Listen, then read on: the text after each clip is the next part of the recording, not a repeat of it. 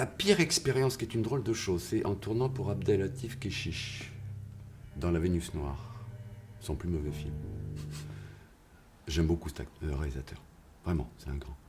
Et donc je faisais, j'ai oublié le nom, celui qui a créé le Jardin des Plantes à Paris, qui était un scientifique des années 1850, un de ceux qui ont disséqué la Vénus Noire. Et... Bon, ok, je me suis aperçu, c'est un homme charmant à manger avec lui, hein, j'étais heureux qu'il me prenne, un petit acteur de Marseille, et un homme charmant, et quand j'ai commencé à travailler pour lui, à tourner pour lui, à jouer pour lui, c'est un homme qui devenait d'un seul coup totalement inhumain, entièrement inhumain, un regard totalement inhumain.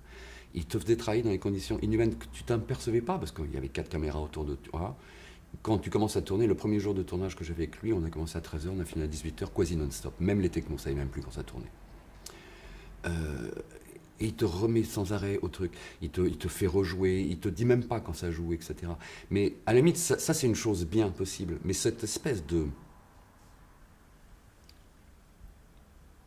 neutralité, mais la neutralité c'est presque une qualité. Là c'était une neutralité violente. Et tu t'en aperçois pas quand tu joues. Tu t'en aperçois quand il te fait une remarque. Et là, tu entends une voix qui n'est pas une voix humaine. Mais tu t'en aperçois pas et t'en sors. Et j'en suis sorti. Il m'avait bouffé quelque chose. Mais je me suis dit, ok, il m'a bouffé. Il bouffe l'humain. Il bouffe le côté fragile de la personne qui joue pour lui. Et c'était...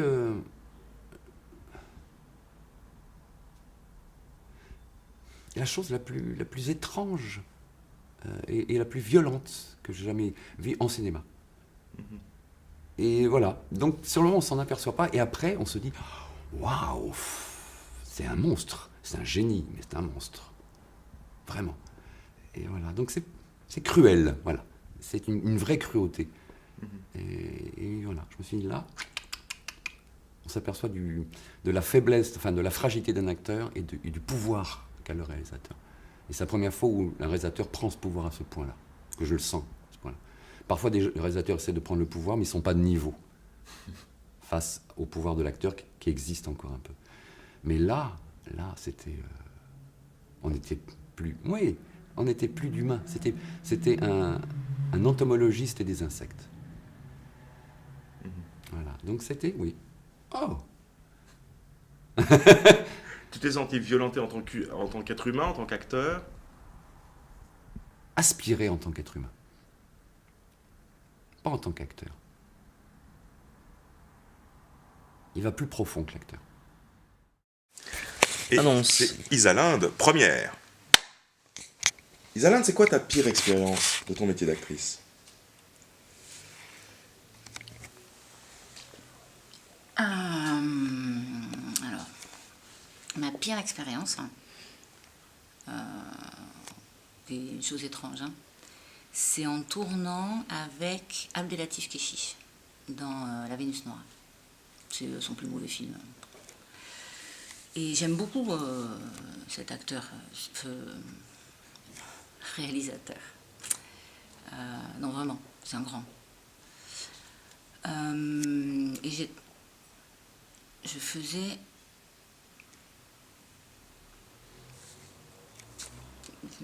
J'ai oublié le nom. Celle qui a créé le Jardin des Plantes à Paris. Une scientifique des années 1850 qui était aussi de ceux qui ont disséqué la Vénus Noire. Bon, enfin, ok. Et je me suis aperçue... Et c'est un homme charmant, à manger avec lui, puis moi j'étais contente qu'il me prenne. Une petite actrice de Marseille, c'est un homme charmant, mais quand j'ai commencé à tourner pour lui, à travailler pour lui, c'est un homme qui devenait, d'un seul coup, totalement inhumain, mais entièrement inhumain. un regard totalement inhumain. Il te faisait travailler dans des conditions inhumaines et tu t'en apercevais pas, hein, parce que tu avais 4 caméras autour de toi, tu as commencé à tourner. Et le premier jour de tournage que j'ai vécu, on a commencé à midi, on a fini, il était 18h quasi non-stop. Même les techniciens, ils ne savaient plus si on tournait, quand on tournait. Et puis lui, il te remettait sans arrêt au truc, tu vois. Il te faisait rejouer. Il ne te disait pas. Il ne disait même pas si ça joue. Tout ça. Mais à la limite, ça, c'est une chose de bien. Possible.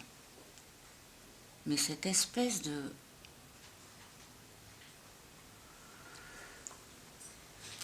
neutralité. Une neutralité, donc c'est presque une qualité. Mais là, c'était une neutralité violente. Tu t'en apercevais pas, hein, quand tu jouais. Tu t'en apercevais quand il te faisait une remarque. Et que là, t'entendais une voix. C'était pas une voix humaine. Tu t'en apercevais pas, hein. Et t'en sors. Moi, j'en suis sortie. Il m'a bouffé quelque chose. Mais bon, je me suis dit, ok, hein, c'est bon. Il m'a bouffé. Il a bouffé. C'est ça. Il bouffe l'humain. Il bouffe le côté fragile de la personne qui travaille pour lui. Et ça, c'était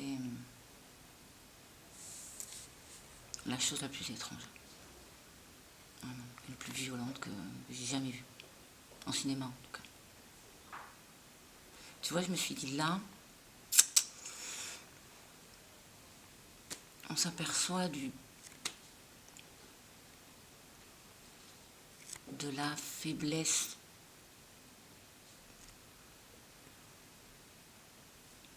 de la fragilité de l'acteur et du pouvoir qu'a le réalisateur. Je me suis dit, là, on s'aperçoit de la faiblesse, de la fragilité de l'acteur et du pouvoir qu'a le réalisateur. Excellent, super, merci. Mais j'ai un souvenir de la violence qu'il avait avec cette nana. Et là, oui. Sur moi, non. J'étais pas bon et c'était trop petit, ça a été coupé, etc. C'était monté n'importe comment. C'était pas bien, ça me gêne pas. Mais voilà, par rapport à la femme qui était la Vénus noire, oui, il a fait quelque chose. Il a fait un vrai personnage. Une jeune femme qui l'a vraiment pressuré jusqu'à l'os, quoi. Ah ouais. Ouais, c'est une très grande violence.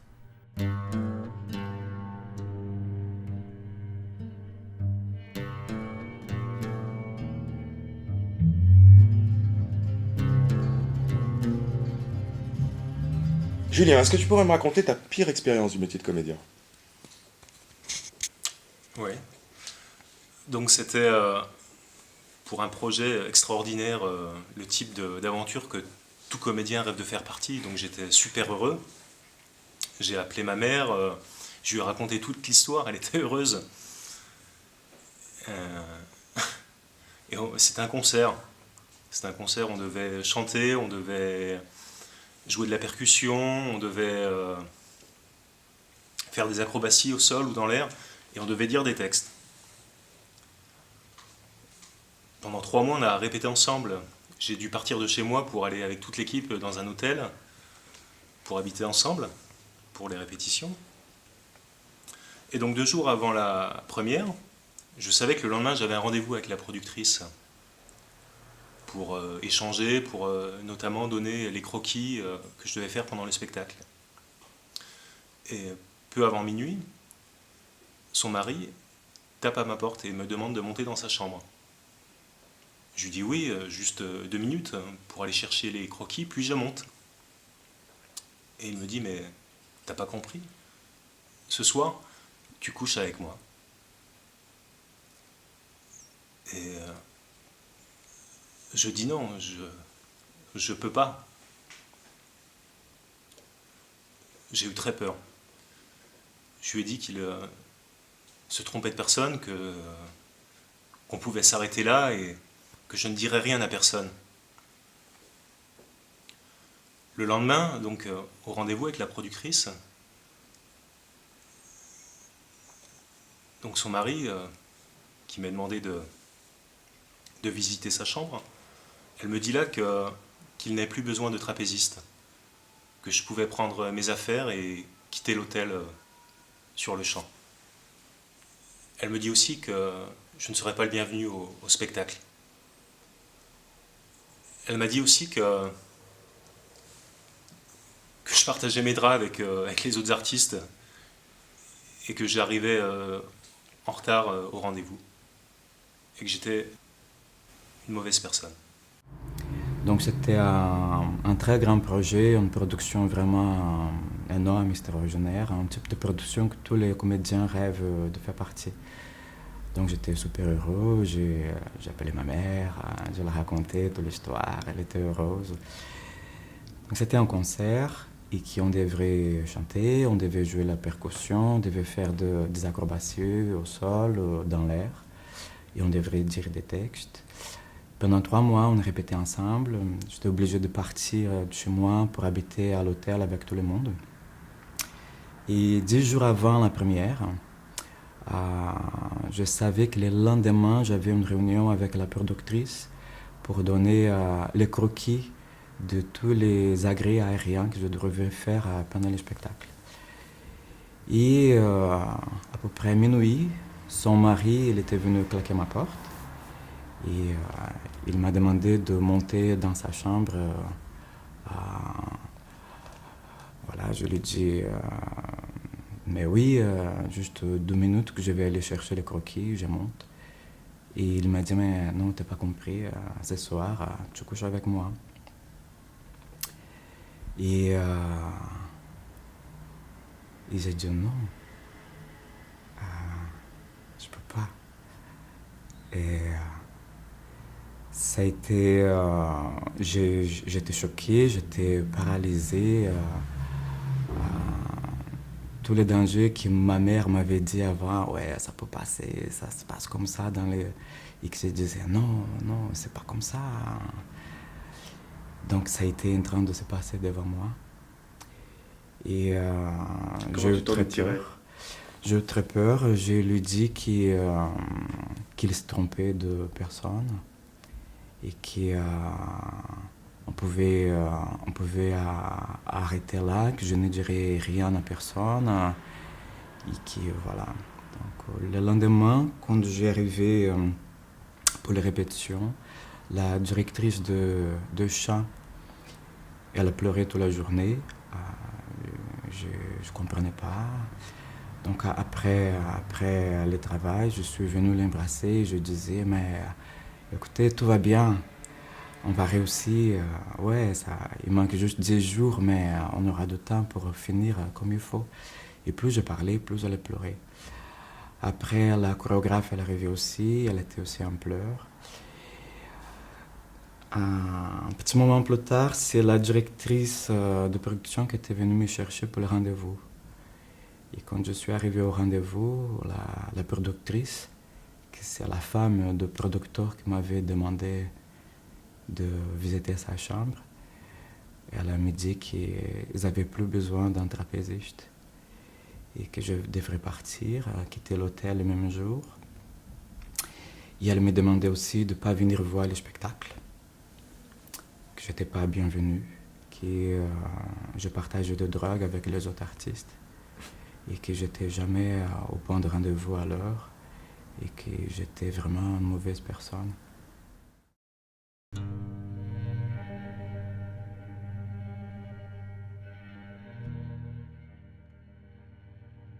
Et le thème cette année-là, c'était Angers démon. Il faut savoir que Angers, c'est une ville très catholique, avec pas mal d'intégristes. Bon. Et c'était un sujet qui pouvait vraiment être tendancieux. Et on l'a vraiment vécu comme ça. Donc la semaine s'est bien passée, sauf que le dernier jour, c'était la compagnie avait organisé un sabbat. Alors un sabbat, c'est pas une réunion de concierge qui parle de la retraite, c'est un sabbat. Donc ça veut dire c'était vraiment assez démoniaque. Donc il y avait un grand feu, il y avait un groupe de métal qui jouait, et il y avait une bataille de pelochons géantes, il y avait une bacchanale, c'était vraiment... Les gens vraiment s'amusaient. Et moi j'étais sur un... Quelle est la pire expérience de ton métier d'actrice? Alors, ma pire expérience de mon métier d'actrice, je crois que ça aurait pu être aussi une des meilleures. En fait, je travaillais depuis un moment dans une ville, dans une compagnie qui était implantée dans une ville, c'était la compagnie de la ville. Et donc on sortait d'une semaine de résidence qui s'était super bien passée. Et à la fin de la semaine, la compagnie avait décidé d'organiser un sabbat. Alors un sabbat, c'est pas une réunion de commères qui se réunit pour parler de retraite, hein, c'est un sabbat. Ça veut dire que c'est assez démoniaque. Et donc il y avait un grand feu, il y avait un groupe de métal qui jouait, il y avait une bataille de polochons géantes, il y avait une bacchanale.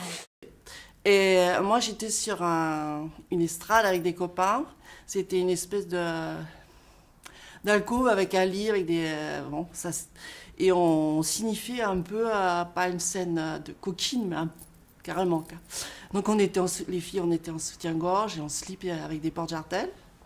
Et le type était en slip. Mais on n'était pas nus. Il y avait des pelochons, il y en avait qui se masturbaient sur les pelochons. C'était du théâtre, on mimait des scènes coquines, lestes, érotiques. Et à un moment, alors les gens, ils se régalaient vraiment de voir ce spectacle. Et à un moment, on a vu quand même un petit frémissement dans la foule. Il y avait 3 prêtres en soutane qui étaient là. Ils n'avaient pas l'air de rigoler, eux, ils faisaient carrément la tronche. Et tout se passe bien, si ce n'est que 2 jours plus tard, la compagnie a reçu une lettre explosive du diocèse et de certains intégristes de la ville qui étaient bien connus, qui crient au scandale et qui ont décidé de porter plainte contre la compagnie pour outrage aux bonnes mœurs. Ça fait un scandale à partir de cela, terrible. Il y avait des articles dans la presse, le scandale, outrage aux bonnes mœurs, la ville choquée. Moi, on allait partout dans les magasins, il y avait des gens. Vous avez vu les acteurs, ce qu'ils ont fait les comédiens? C'est dégoûtant, ils se masturbaient sur des pelochons, etc., etc. Moi, je vais chez ma kiné, elle me dit vous avez vu? Je dis oui, j'en étais. Donc elle a eu un froid, une gêne.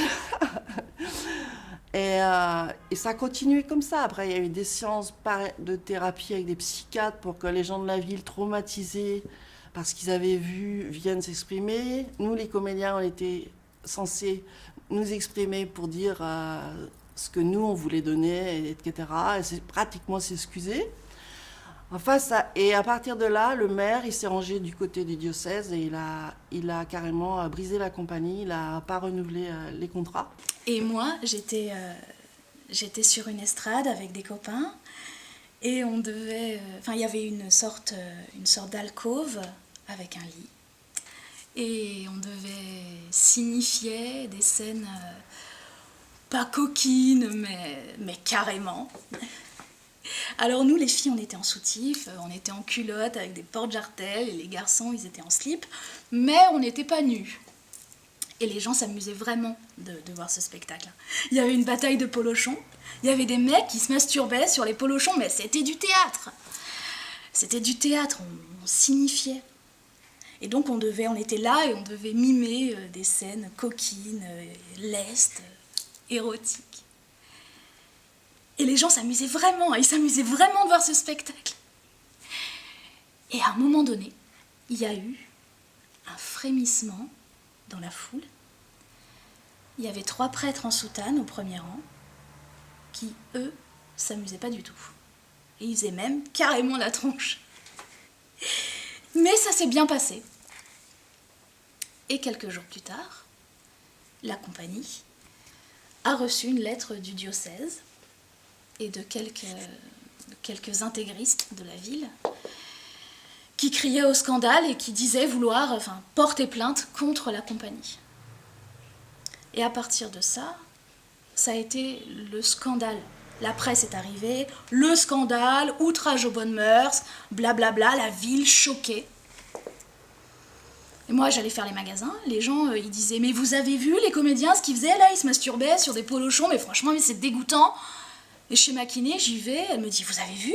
Je dis « Bah ouais, j'en étais. » Et là, ça a ajouté un espèce de froid, et ça a continué comme ça. Si bien qu'à un moment donné, ils ont même organisé une sorte de cellule de thérapie avec des psychiatres pour que les gens de la ville qui avaient été traumatisés par ce qui venait de se passer puissent venir en parler librement. Et quelques jours plus tard, il y a le maire de la ville qui s'est rangé du côté du diocèse. Et c'était fini. Il a carrément explosé la compagnie. Il n'a rien renouvelé, pas de résidence, pas de contrat, rien. C'est là aussi que j'ai compris le pouvoir des comédiens. Parce que franchement, c'était simulé, il n'y avait rien de... C'était du jeu et ça a tellement ébranlé les gens que je me suis dit, on a vraiment un sacré pouvoir. Et en même temps, il y avait un contre-pouvoir qui était les autorités politiques et religieuses de la ville qui sont dans cette ville vraiment écrasantes, quoi. Et en fait, c'est à ce moment-là que j'ai compris le pouvoir que nous, les comédiens, on avait.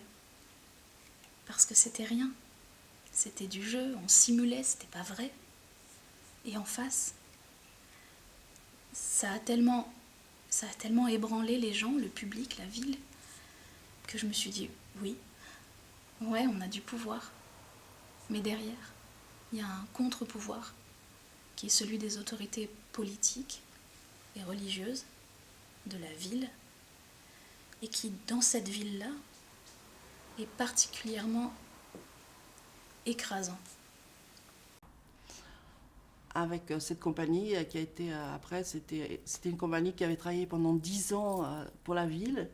Et à cause d'intégristes, de religieux débiles, ça a été tout un travail artistique qui a été détruit bêtement. Et nous, moi, j'ai été très choquée. Et en fait, c'est à ce moment-là que j'ai compris. J'ai compris le pouvoir que nous, les comédiens, on avait. Parce que franchement, c'était rien. C'était du jeu, c'était simulé, c'était pas vrai. Et en face. Mais ça a tellement ébranlé le public, les spectateurs, la ville, que je me suis dit, ouais, on a un pouvoir. Sauf que derrière, il y a un contre-pouvoir, qui est celui des autorités politiques et religieuses de la ville, et qui, dans cette ville, est particulièrement écrasant. Et c'est ça, mon meilleur souvenir, ou mon pire souvenir. Et c'est ça ta meilleure prise. Coupé, merci.